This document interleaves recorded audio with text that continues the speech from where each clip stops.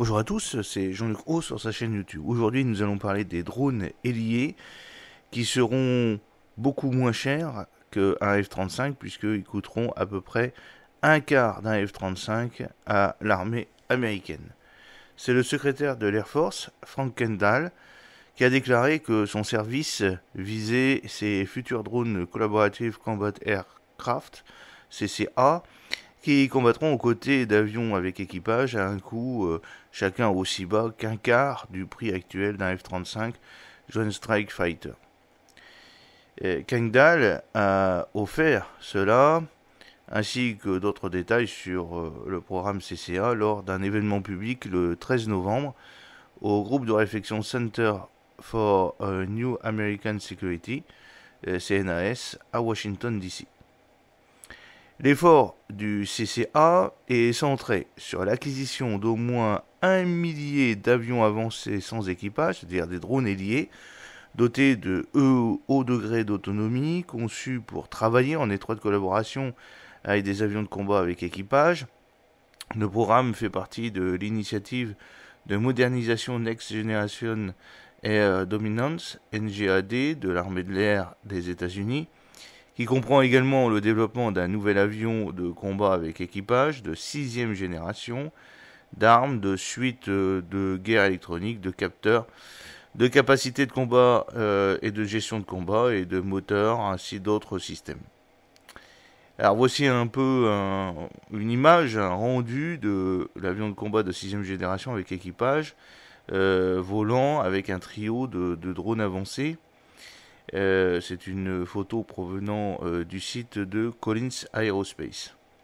Kendall et d'autres hauts responsables de l'Air Force décrivent régulièrement ces avions sans équipage comme un élément essentiel de la façon dont le service mènera ses opérations, en particulier dans un combat de haut niveau contre un adversaire comme la Chine, et atteindra une masse abordable critique à l'avenir.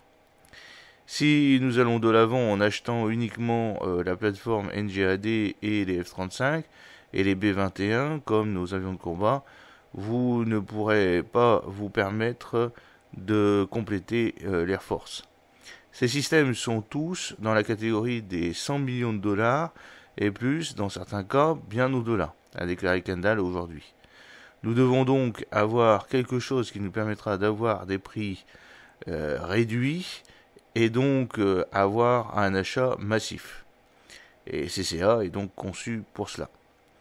Les autres principaux points à retenir concernant les efforts du CCA de la conversation de Kendall avec Stacy Pidgeonin, c'est chercheuse principale et directrice du programme de défense du CNAS, et de la séance de questions et réponses qui ont suivi sont les suivants. Le coût approximatif attendu d'un seul CCA sera de l'ordre d'un quart ou d'un tiers du coût unitaire actuel d'un avion d'attaque interarmée F-35. Cela étant dit, l'armée de l'air en est encore aux premières étapes de l'établissement de définitions clés concernant ce qu'elle attend de ces CCA et de la recherche du juste équilibre en termes d'exigence. Nous avons besoin de quelque chose dont les caractéristiques de portée et de charge utiles soient cohérentes avec notre concept opérationnel. Ce concept exige des drones qui peuvent soit voler devant, soit accompagner les chasseurs avec équipage et qui disposent de capacités de portée et de charge utiles conformes à cette exigence fondamentale. Chaque CCA ne disposerait pas de l'ensemble complet des systèmes dont dispose un chasseur, bien entendu. Certains porteraient des armes, d'autres systèmes. L'une des choses que vous pouvez faire avec le concept CCA est de sélectionner les systèmes à transporter, quel ensemble de capacités vous disposez d'une conception modulaire. Cela signifie également qu'un ennemi doit traiter chacun d'entre eux comme étant armé, car cela peut l'être, qu'il le soit ou non. Une préparation élevée et une indépendance sur les pistes longues sont également un objectif potentiel, comme nous l'avons souligné précédemment. Kendall déclare être capable de s'éloigner de l'utilisation de pistes relativement longues est une fonctionnalité intéressante pour nous. Cela rend l'avion beaucoup plus résistant. L'industrie a déjà proposé divers concepts concurrents sur ce quoi pourrait ressembler une DPA.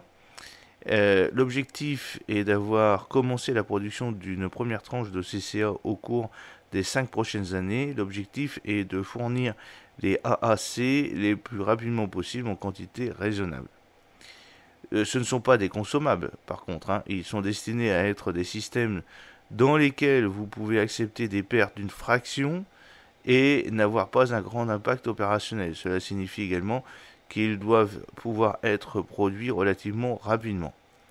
Nous n'allons pas prendre le temps avec le CCA qu'il faut pour obtenir un nouveau chasseur avec équipage sophistiqué. Le principal chiffre prévu pour la taille de la future flotte du CCA est toujours de 1000 drones, mais je pense que ce sera très probablement plus que cela. L'une des principales raisons derrière la divulgation du chiffre de 1000 drones était d'envoyer un signal clair à l'industrie que l'armée de l'air est sérieusement investie dans le programme CCA. Nous voulons que l'industrie investisse dans la technologie et réfléchisse à la manière dont ils vont fabriquer ce produit pour qu'il soit le plus efficace possible. Le CCA représente également l'un des investissements de couverture que l'armée de l'air cherche à réaliser dès maintenant pour contribuer à fournir une capacité opérationnelle suffisante pour l'emporter dans tout futur conflit de grande envergure, par exemple malheureusement contre la Chine, et ce que deviendrait malheureusement rentable. Le CCA continue de bénéficier d'autres projets adjacents, notamment le développement de l'autonomie utilisant une force de F-16 modifiée et optionnelle pour le pilote et d'autres tests utilisant des drones Boeing MQ-28 Ghost Bat. Nous utilisons certains des Ghost Bat, les MQ-28, comme avions expérimentaux pour acquérir une certaine expérience opérationnelle en les associant à des avions avec équipage. L'Air Force considère le CCA comme complémentaire à l'initiative Replicator du Pentagone annoncée plus tôt cette année.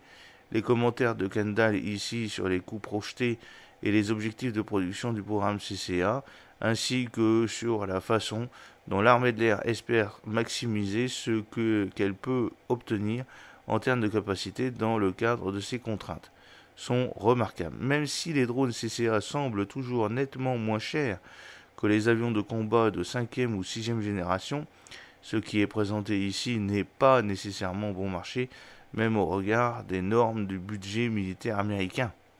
La manière dont sont calculés les coûts unitaires de 3 variantes existantes du F-35 fait depuis longtemps l'objet de débats.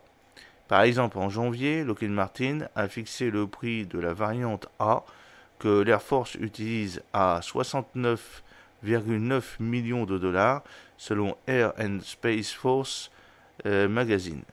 Mais ce chiffre n'inclut pas le moteur Pratt & Whitney F-135. Le bureau du programme conjoint F-35 de l'armée américaine a récemment déclaré à Defense One que le prix unitaire moyen des exemples des 3 variantes, y compris les moteurs, dans les derniers lots de production était d'environ 82,5 millions de dollars. Un quart de cette somme représenterait un peu moins de 20,6 millions de dollars. La facture pour acheter 1000 AAC à ce coût unitaire s'élèverait donc à près de 20,6 milliards de dollars. Comme Kendall l'a noté, cela reste beaucoup moins cher que l'achat d'un nombre important d'avions avec équipage à près de 100 millions de dollars pièce, voire beaucoup plus. Le secrétaire de l'armée de l'air a précédemment déclaré que chaque avion NGAD, dont le service prévoit d'en acheter 200, coûterait plusieurs centaines de millions de dollars.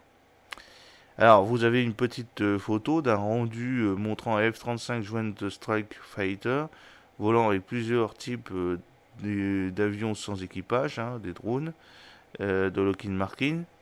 En ce qui concerne les exigences du CCA, la mention spécifique de Kendall, selon laquelle elle souhaite s'éloigner des pistes plus grandes, est intéressante, mais pas surprenante. L'armée de l'air n'a pas caché ses inquiétudes concernant la vulnérabilité croissante des grandes bases établies et la nécessité d'opérations plus réparties ainsi que de nouvelles capacités tactiques de camouflage, de dissimulation et de tromperie comme étant essentielles pour réduire ces risques à l'avenir.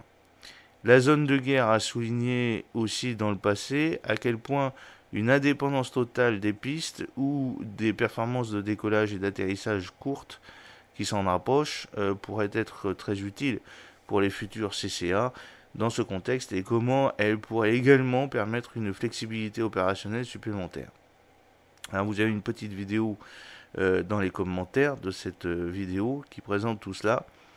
Il convient également de souligner que Kendall a déclaré que plusieurs MQ-28 étaient utilisés pour soutenir les efforts de test de l'Air Force liés au programme CCA.